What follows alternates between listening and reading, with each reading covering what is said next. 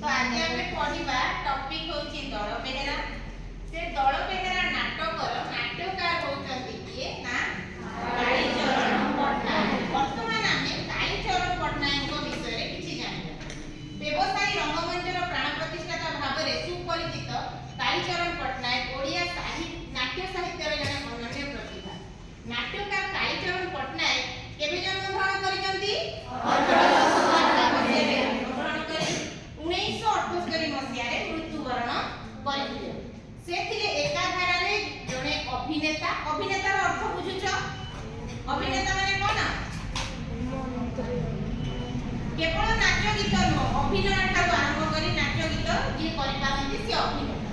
नाट्यकार जे नाटकर दिग्दर्शन देई पारंती बा नाटक लेखि पारंती। संगीतज्ञ जे म्यूजिक जो गीत सुनुछ पिले त माने सब गीत पछे गोटे म्यूजिक टे थाए सुंदर म्यूजिक टे से म्यूजिक आगे आमे कोन करनी म्यूजिक आ बा केते बढ़िया सुना जाउ जे कोन कि नै सेई जो म्यूजिक बा गोटे गीतटा को जने स्क्रिप्ट राइटर कोन करे खाली गीतटा को लेखि दे जेते तमे कविता लेखि बही रे छपेबा पई दउछ। खाली लेखाटा यदि जणके तमको पढी के सुनाइ देबा सेति कि मधुर लागता कि सेटा मधुर केतेबेले लागुची जेतेबेले गोटे संगीतज्ञ ता पछरे गोटे म्यूजिक टे ऐड करछि से गीतटा सेति कि सुंदर हम कान को रुचिकर होछि से होचंती संगीतज्ञ। ओ चलचित्र प्रयोजक चलचित्र कहिले कोन एई जे तमे टीवी रे जो सिनेमा सब देखुछ से चलचित्र रो प्रयोजक माने प्रोड्यूसर जे कि पैसा इन्वेस्ट करूथि किए से व्यक्ति जनक किए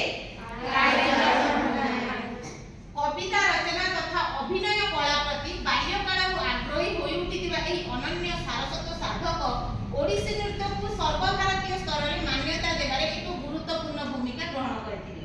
माने ओडिसी कोठी रो गोटे प्रधान नाच ओडिसा हम ओडिसा रो मुख्य नाच होची ओडिसी जहा को समा बा कोन करि करे ना जातीय स्तर रे लोकलोचन को आनिबारे बा सर्वभारतीय स्तर रे लोकलोचन को आनिबारे ताकर गोटे मुख्य बा गुरुत्वपूर्ण भूमिका रहिछि।